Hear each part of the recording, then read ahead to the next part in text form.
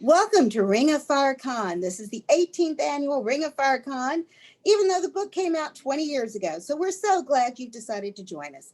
I'm Joy Ward, one of the editors and managers of Eric Flint's Ring of Fire Press, and I'm personally glad to see you here with us.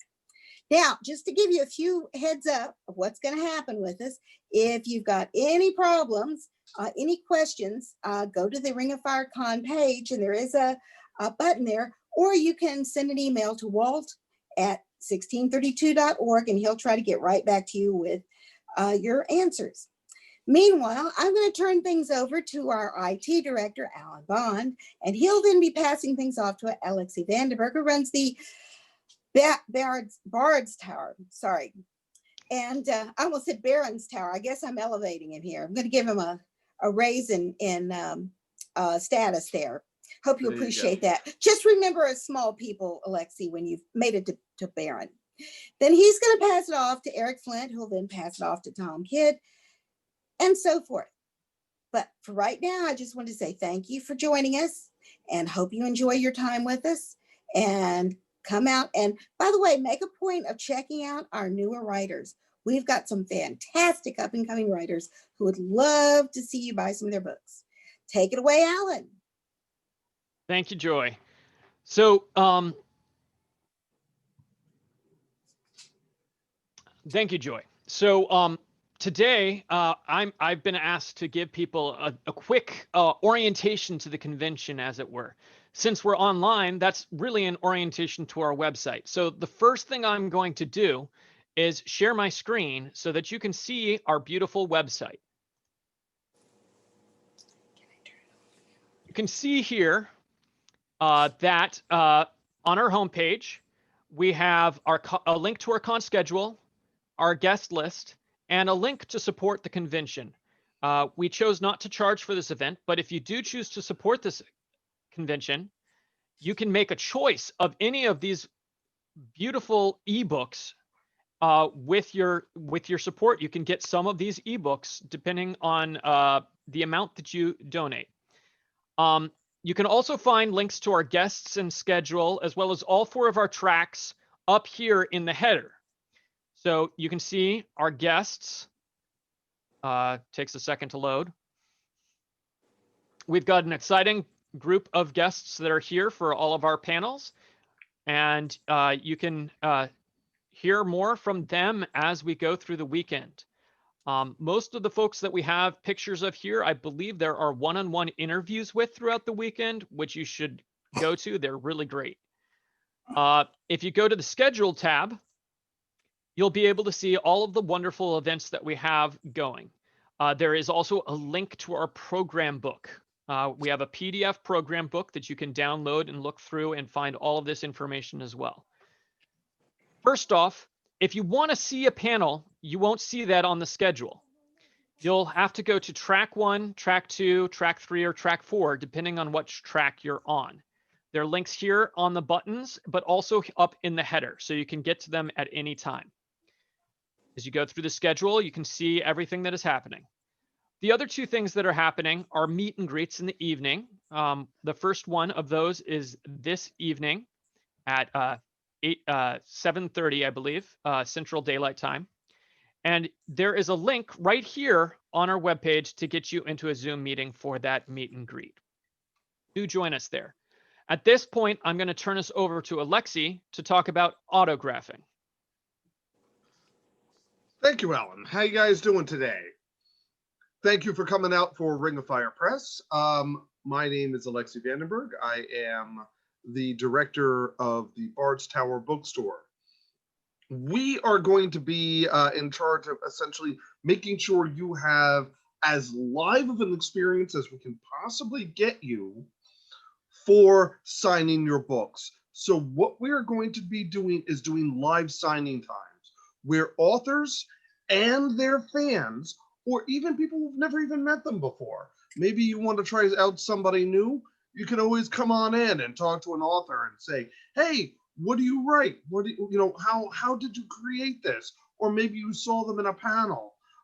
In doing so, all you need to do is look at where your author is going to be on which time, have them come in, and actually you will be able to interact with the author. I will also be there being able to sell you a book. Now, what will happen is that obviously your author cannot sign your book right then and there. What we're going to be doing is, while I have the books, we're going to be doing a specialized book plate for each author, and it is going to be only for this convention. And so those specialized book plates will be signed and personalized however you wish, and those books will be sent to you. Now, I will ask you that when you talk to me and say, I would like X number of books, that you give me 3 things: your name, your address, and any personalization that you would want your book to have. If you can do that, we're in business. And any other questions, I am here to certainly answer. Thank you very much, guys. And on to, I believe, Eric Flint. Yeah, I'm taking it from here. And you guys, I thought you were going to be talking for quite a bit longer than this. I thought I was just going to have 3 minutes, and instead you dropped the whole thing on my lap. All right. I'm sorry, my friend. I'm welcome to the convention. I'm Eric Flint. I wrote the novel that started this thing, 1632, which came out in February of the year 2000. We have held these conventions every year since the year 2003, when a number of fans got together with me and we all talked over, and they decided that they wanted to have a personal get together. And where we held it the first 4 years was we held it in the town of Mannington in West Virginia, which is the town I used as the model for the fictional town of Granville. I went to Mannington in March of 1999. I spent 4 days there. I've been back after that several times, but those 4 days was when I did the initial research. And the town, the fictional town of Granville is very closely modeled after Mannington. The only really big changes I made where I moved, I'd originally planned to use the real town of Granttown as the model, but I hadn't lived in the area in 20 years. And when I went back for research, the problem is that they had built big malls on I-79, which had sort of sucked the life out of these small coal mining towns. And so they were basically just bedroom communities at this point. What happened was I was going to use Granttown because that's where the power plant is in real life, and I needed a power plant and the plot wouldn't work.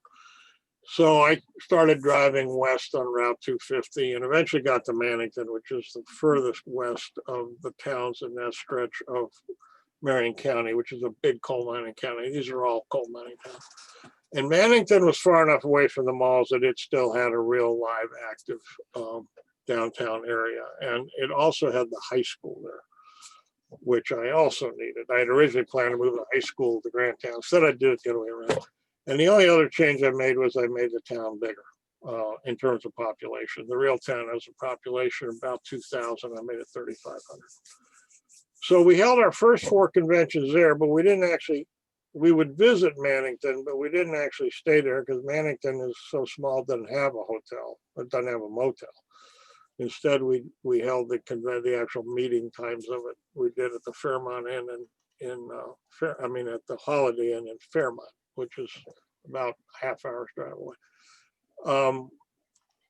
In the year 2006, we also combined that with a trip to Europe. Some of us, those who could do it, went to Europe, met up with some of our European fans, and we spent a week in most of it in Thuringia, which is a part of Germany where the adventure starts.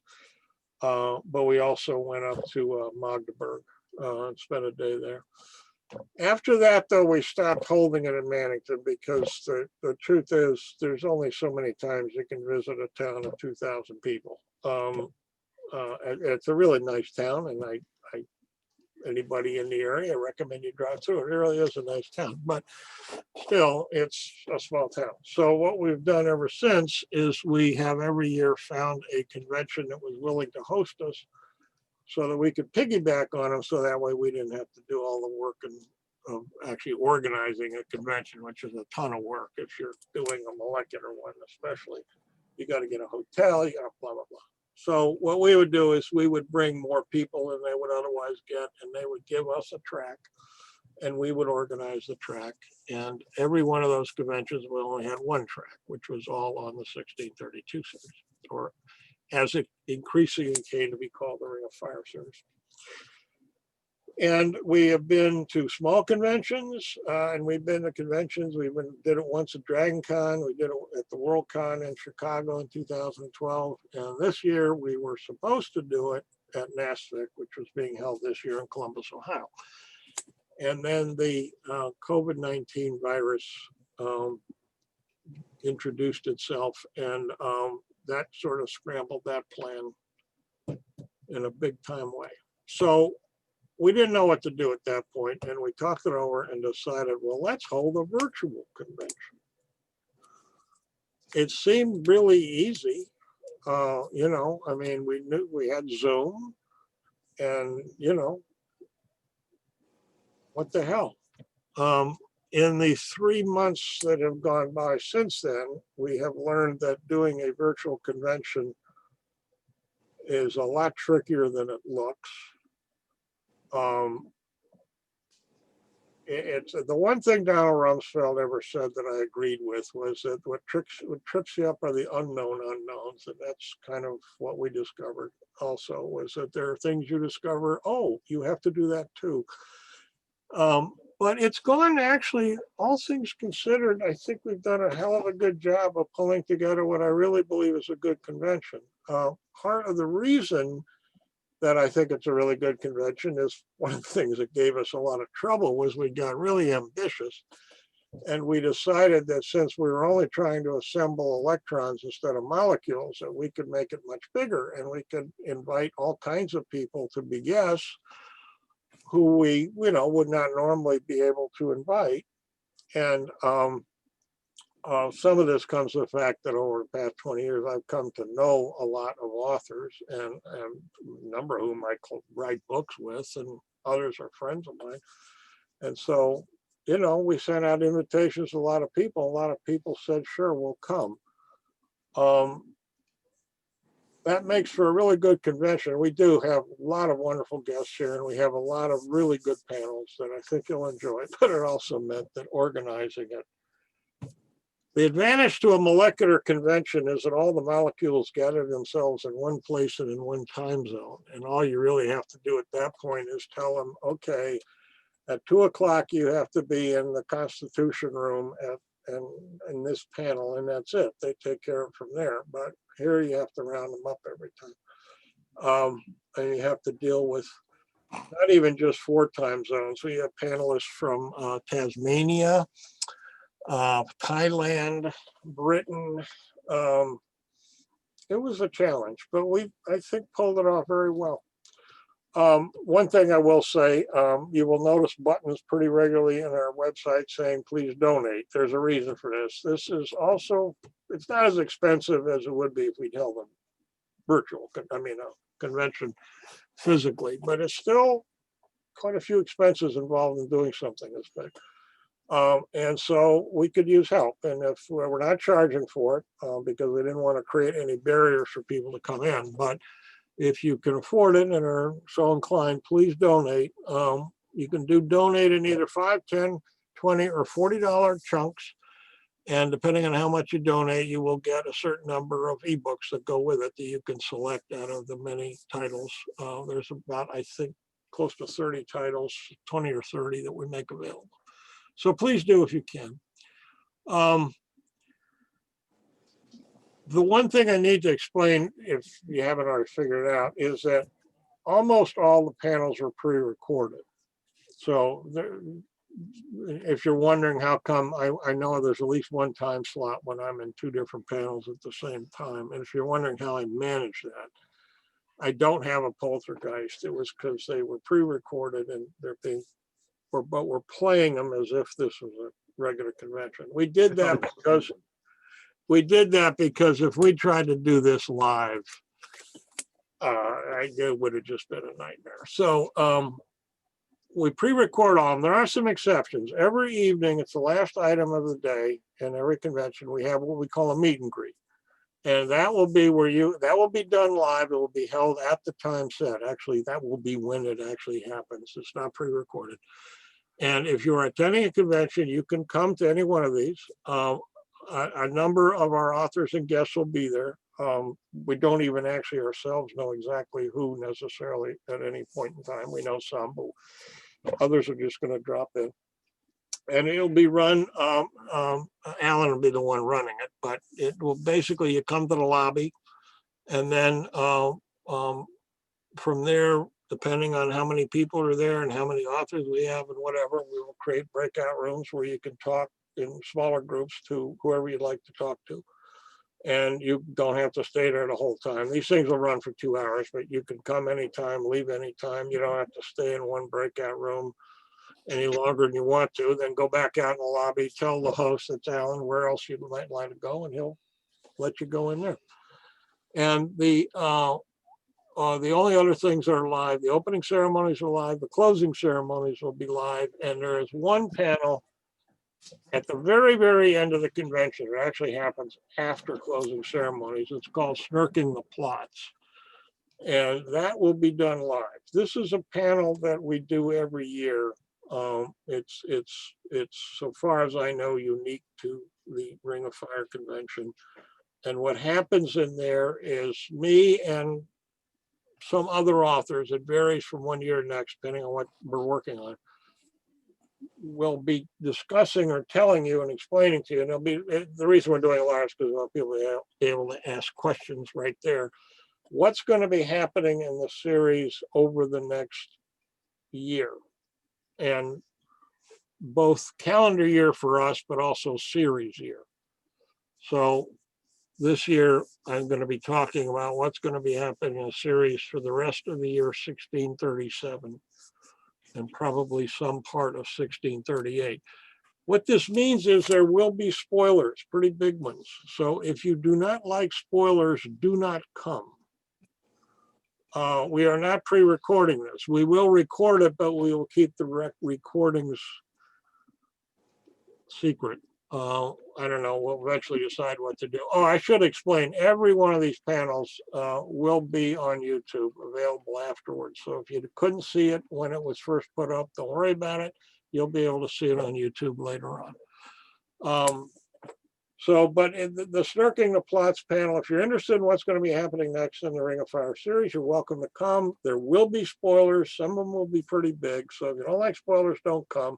And if you do come, you are sworn to silence. And there will be unbelievably hard penalties if you go charging out and spill the beans to people. Other than that, one thing I want to explain, make absolutely clear how this works. This works by the tracks. So you are right now in track 1. All of the major events, the big events, happen in track 1. And if you want to see the Tom Smith concert, all you have to do when this is over, which it will be pretty soon, is just stay here. And at the appointed time, which I believe is 6:30 Central Time. All these times, by the way, are in Central Time, although it will probably be showing up on your screen at whatever time zone you're in. I'm not sure. I think that's how it's working. But Tom Smith will be doing the first of his 2 concerts. If those of you are not familiar with Tom Smith, you really want to stay and watch these. They're a lot of fun. He is a filker extraordinaire, and there's no one really like him. I urge you to stay. All you have to do is stay right here. Just stay in this track, and at 6:30, he will come on. If for some reason he doesn't show up, hit your refresh button. In fact, you can hit it after I finish talking. Just do it anyway, just to be on the safe side. But periodically, to be honest, we're not quite sure exactly how smoothly this is going to happen. It's supposed to happen automatically and smoothly, but yeah, the check's in the mail. We'll see. So, but if you do have problems and if you have any doubts that something isn't working right, please hit the refresh button first, because that will usually clear away the problem and put you where you need to be.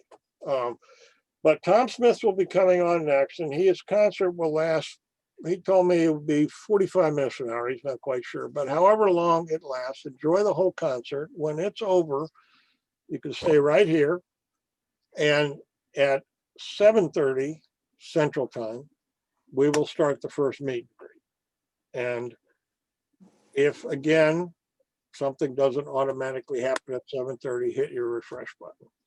We think we've designed this and made it, well, I should give Alan and most of the credit for this, but we think we've designed this so that it will work pretty well and pretty smoothly. If you do have any problems, any questions, you can go out and hit that help button, and an email will go out. And what will happen actually is that email will then get distributed to 5 of us. I'm one, Alexi's another, Alan's another, and whichever one of us can get to it and answer it, we will answer you as soon as we can.